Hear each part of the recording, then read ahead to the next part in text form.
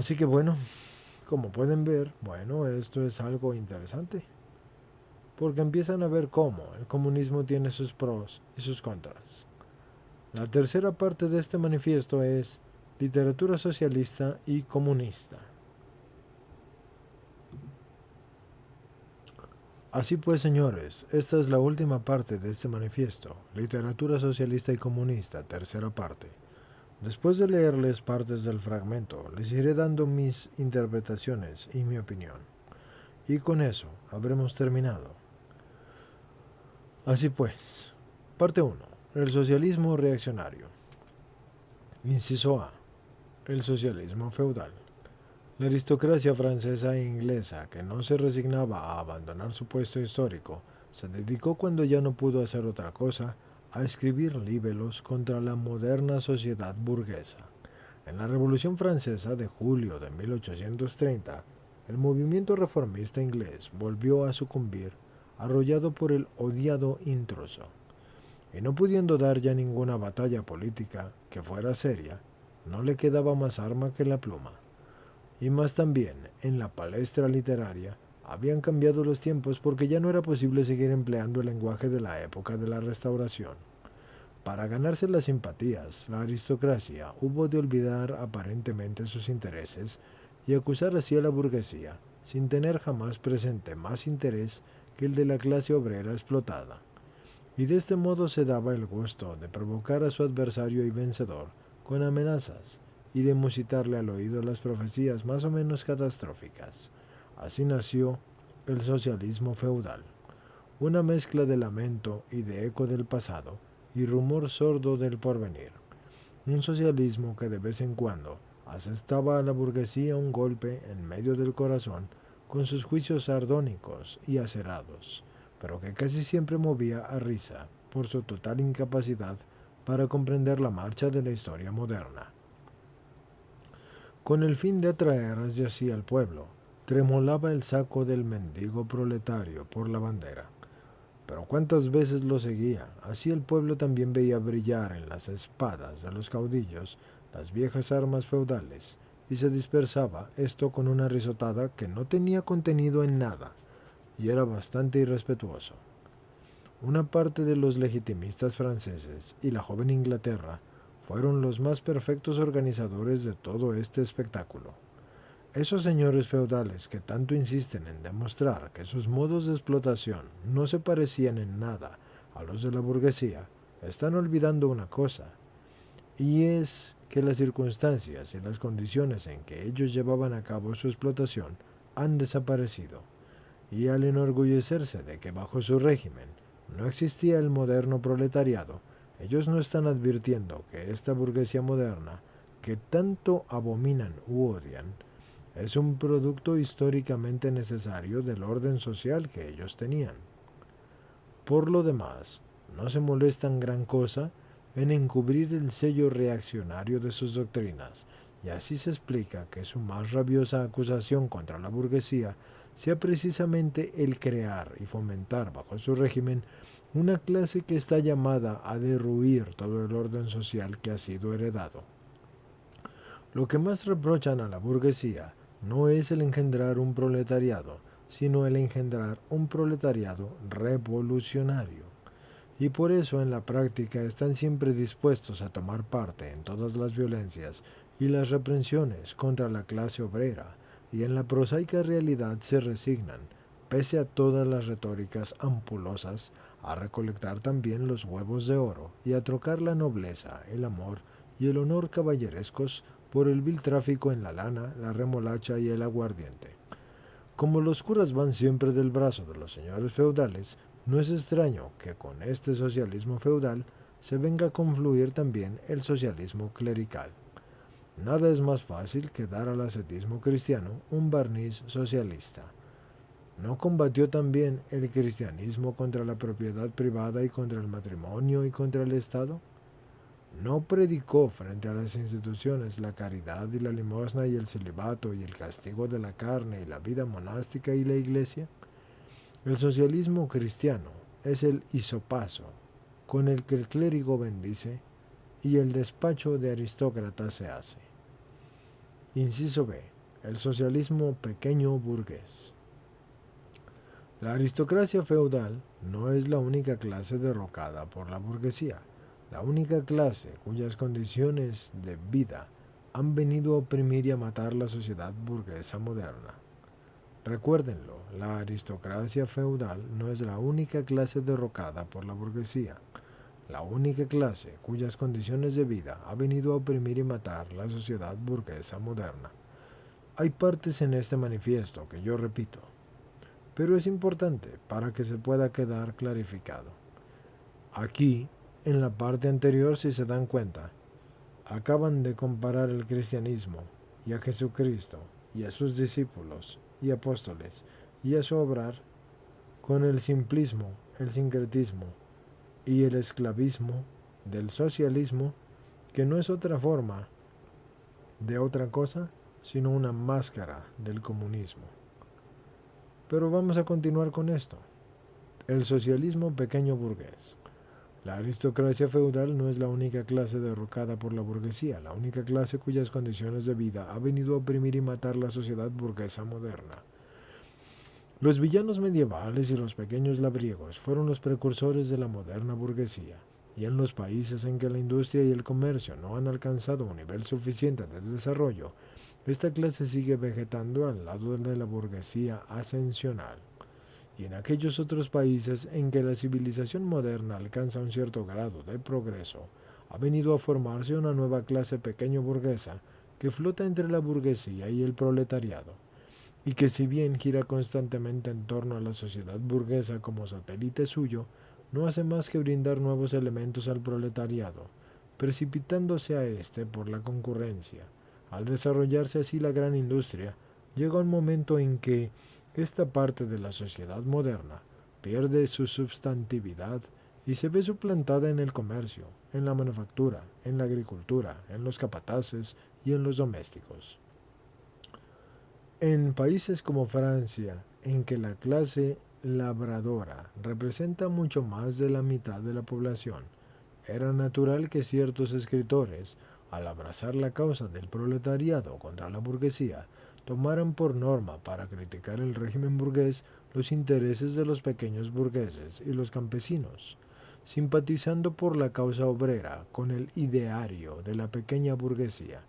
Y así nació pues el socialismo pequeño burgués. Su representante más caracterizado, lo mismo en Francia que en Inglaterra, es Sismondi. Este socialismo ha analizado con gran agudeza las contradicciones del moderno régimen de producción y ha desenmascarado las argucias hipócritas con que pretenden justificarse los economistas. Ha puesto de relieve de modo irrefutable los efectos aniquiladores del maquinismo y la división del trabajo y la concentración de los capitales y la propiedad inmueble y la superproducción y las crisis y la inevitable desaparición de los pequeños burgueses y labriegos, la miseria del proletariado, la anarquía reinante en la producción, las desigualdades irritantes que claman en la distribución de la riqueza, la aniquiladora guerra industrial de unas naciones contra otras, la disolución de las costumbres antiguas de la familia tradicional y de las viejas nacionalidades.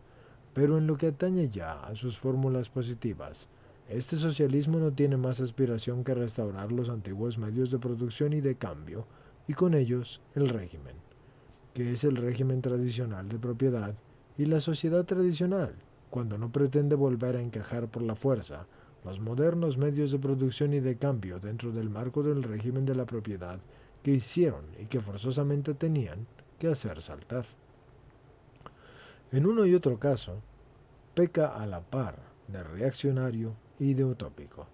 En la manufactura, la restauración de los viejos gremios y en el campo de la implantación de un régimen patriarcal, y he ahí sus dos magnas aspiraciones. Hoy esta corriente socialista ha venido a caer en una cobarde modorra. Vamos a pasar al inciso C, a ver ahora qué más se les ocurre. Inciso C. El socialismo alemán, o verdadero socialismo, entre comillas, La literatura socialista y comunista de Francia, nacida bajo la presión de una burguesía gobernante y expresión literaria de la lucha liberada contra su avasallamiento, fue importada en Alemania en el mismo instante en que la burguesía empezaba a sacudir el yugo del absolutismo feudal. Los filósofos, pseudofilósofos y grandes ingenios del país se asimilaron codiciosamente a aquella literatura, pero olvidaron que con las doctrinas no habían pasado la frontera. También las condiciones sociales hacía que correspondían. Al enfrentarse con la situación alemana, la literatura socialista francesa perdió toda su importancia práctica directa, para asumir una fisonomía puramente literaria y convertirse en una ociosa especulación acerca del espíritu humano y de sus proyecciones sobre la realidad, y así, mientras que los postulados de la primera revolución francesa eran para los filósofos alemanes del siglo XVIII, los postulados de la, entre comillas, razón práctica, en general, las aspiraciones de la burguesía francesa revolucionaria representaban a sus ojos las leyes de la voluntad pura, de la voluntad ideal, de una voluntad verdaderamente humana. Y la única preocupación de los literatos alemanes era armonizar las nuevas ideas francesas con su vieja conciencia filosófica, o para decirlo mejor, asimilarse desde su punto de vista filosófico a aquellas ideas. Esa asimilación se llevó a cabo por el mismo procedimiento con que se asimila uno una lengua extranjera, es decir, traduciéndola.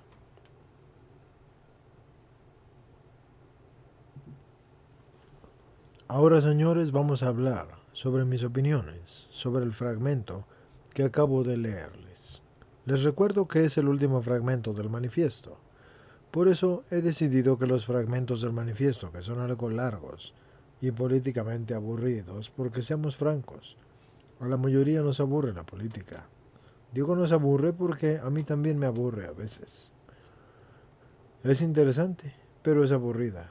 Y sobre todo la taciturneidad de los políticos cuando hablan bla, bla, bla, bla, bla, bla, bla, bla, bla. Dicen mucho y mucha verborrea y nada de contenido.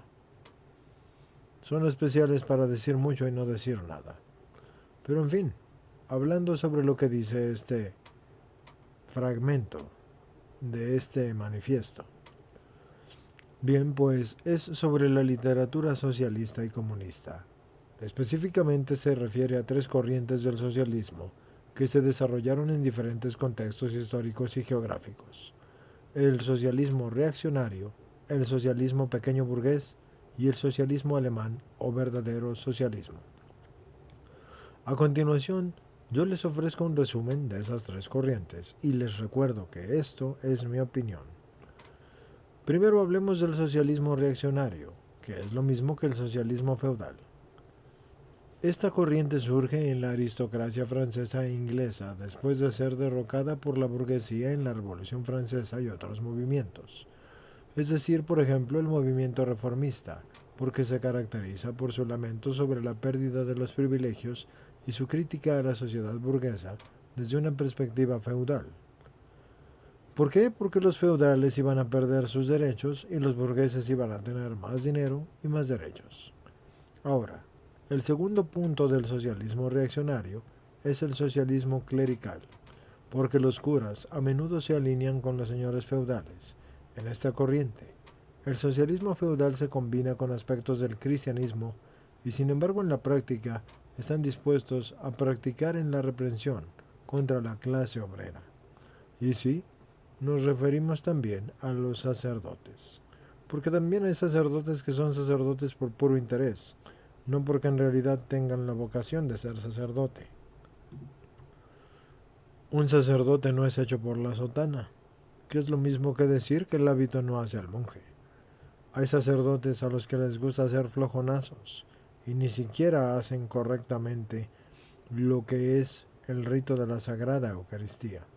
Ustedes deben saber que el comunismo está contra la Sagrada Eucaristía, y para los que no lo sepan, la misa es solo una parte del rito católico. Y el rito católico o de religión católica, contra la cual está el socialismo clerical, se divide en tres partes: la misa, la Eucaristía y sobre todo el sermón, porque esa es una parte también de la misa. Misa, sermón, Eucaristía. La Eucaristía es Cristo. Cristo no forma parte de la Eucaristía. Cristo es la Eucaristía. Ya nos habían dicho aquí que no formaban parte de ningún Salvador, ni lo reconocían. Con eso dicen que Jesucristo para ellos no es un Salvador.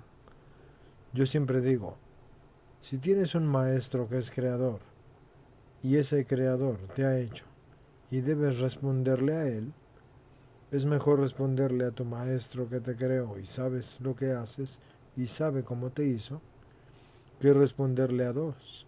Porque si vas a ser esclavo de un hombre o esclavo de un espíritu, y aparte tendrás que responderle al que sí te hizo, entonces eres un esclavo de dos maestros. Mejor servirle al maestro que sí te conoce y sí te hizo, y no a uno que te quiere hacer pendejo. El socialismo y el comunismo son una venda para el espíritu y una muleta para el alma, y una venda y un azote para el cuerpo y el progreso social y humano, que se quiere pintar de algo bueno, cuando en realidad no es algo bueno, porque no permite el progreso de aquellos que pueden ser más, y quiere llevar a un progreso forzado a aquellos que ya han dado todo lo que pueden. Eso es algo que tienen que aprender. Y sobre todo también aquí hay una clase de lucha de socialismos, porque entonces podemos ver que en el socialismo clerical los feudales y los sacerdotes interesados están luchando contra los que menos tienen. Ah, pero no les des porque entonces sí tienes su favor. Socialismo feudal, socialismo clerical, es la misma cosa. Ahora, la crítica principal de esto es que critican principalmente que la burguesía ha creado un proletariado revolucionario que amenace el orden social heredado. La traducción de esto sería: ¿por qué no puedo heredar lo que otro que está en mi línea directa de sucesión ya trabajó? Así puedo seguir siendo el flojo que me gusta ser. Pero lo que no ven aquí es que el gobierno dice: ¿por qué te lo voy a dar a ti? Mejor me lo quedo yo. Tomo ventaja de eso yo. Y tú y todos los demás se joden. El punto 2 es el socialismo pequeño burgués. Sus orígenes son en países donde la industria y el comercio no han alcanzado un alto nivel de desarrollo, y la pequeña burguesía y los campesinos siguen siendo relevantes. Y también se manifiesta en países con una nueva clase de pequeño burguesía que flota entre la burguesía y el proletariado. Eso significa que si una persona con dinero que comenzó un trabajo se pone de acuerdo con alguien que esté más abajo para que lo sirva, lo favorecerá. Y los dos favorecidos mandarán al carajo a los que estén menos favorecidos que ellos. Ahora, la segunda parte del socialismo pequeño burgués sería sus representantes. El Sismondi es uno de los representantes más característicos de esta corriente en Francia e Inglaterra, y los que quieran lo pueden buscar: Sismondi.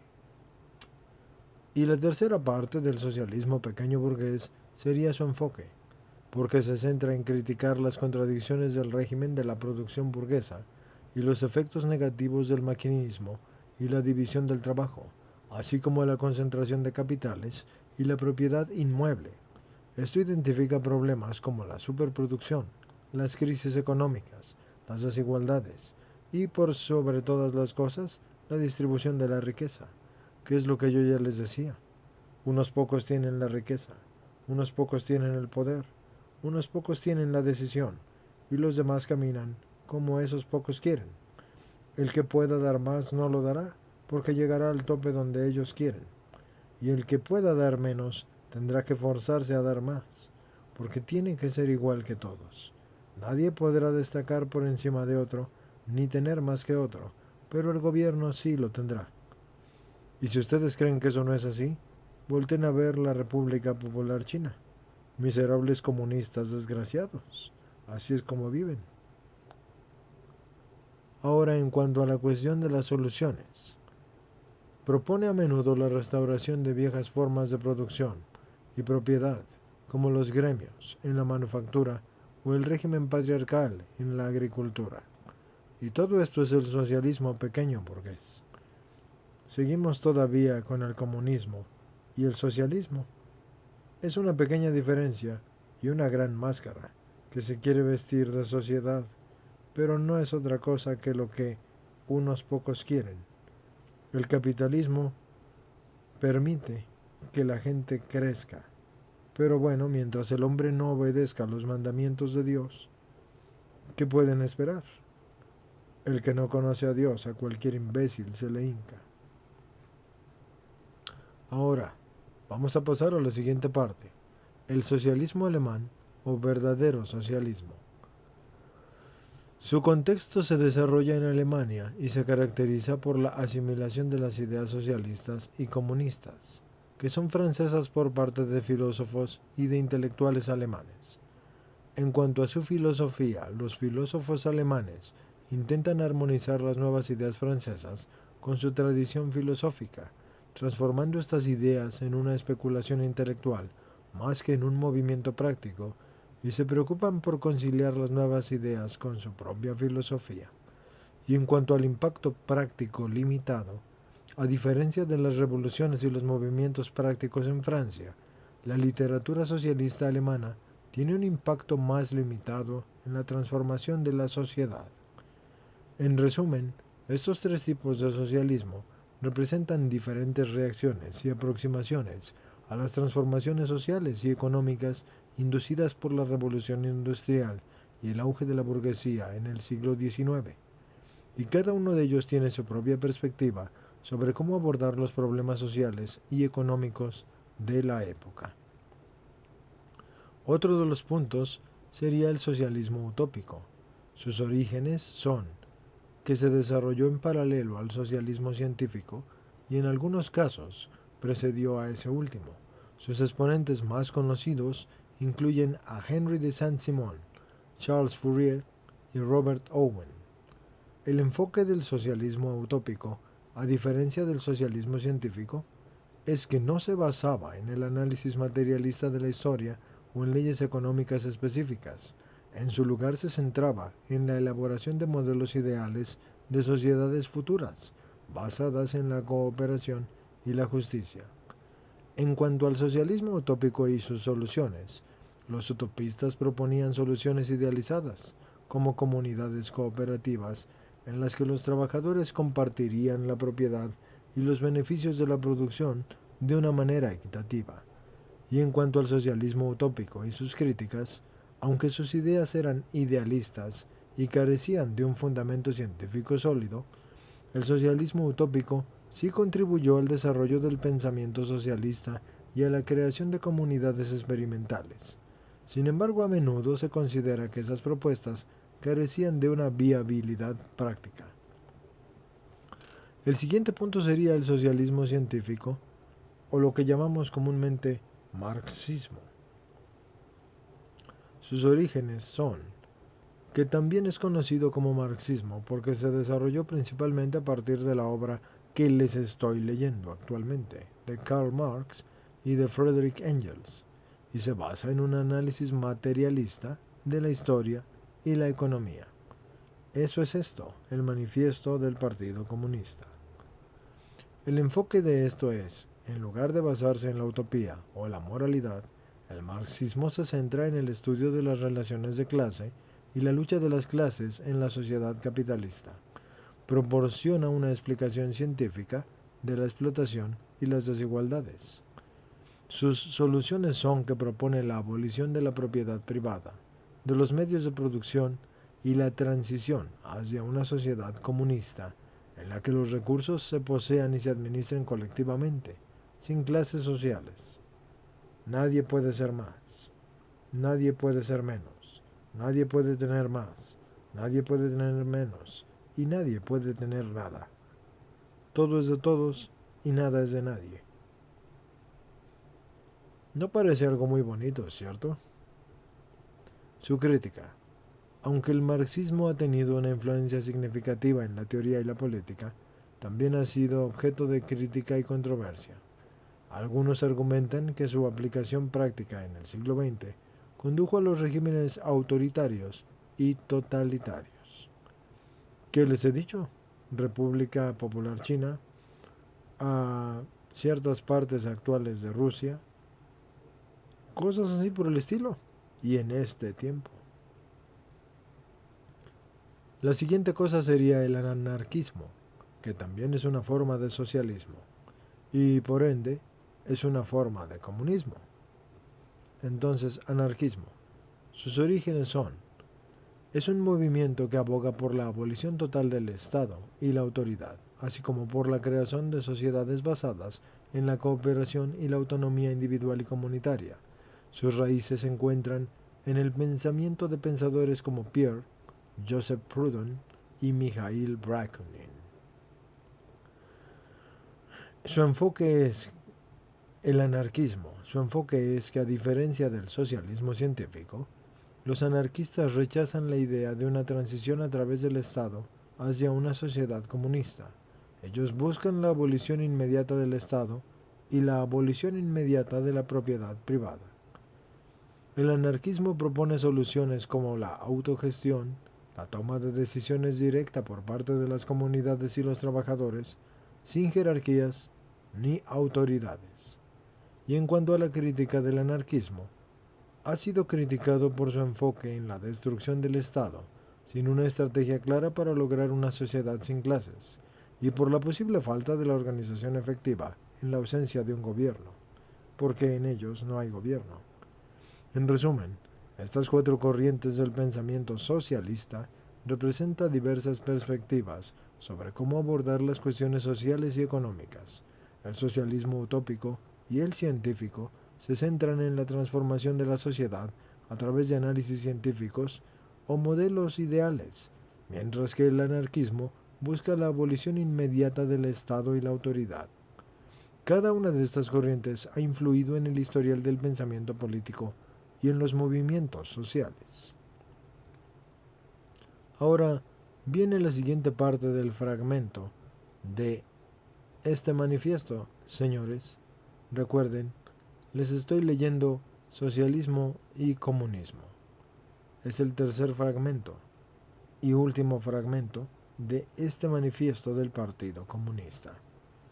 Precisamente decidí separarlo así para darles una opinión que fuera más masticable y que no estuviera tan pesada, si así, de todos modos, ya es pesada. Les estoy leyendo la literatura socialista y comunista, que es el tercer y último manifiesto, o parte del manifiesto del Partido Comunista. Este es el segundo fragmento del último parágrafo de este manifiesto. Todo el mundo sabe que los monjes medievales se dedicaban a recamar los manuscritos que atesoraban las obras clásicas del paganismo, con todo género de insubstanciales historias de santos de la Iglesia Católica. Los literatos alemanes procedieron con la literatura francesa profana de un modo inverso.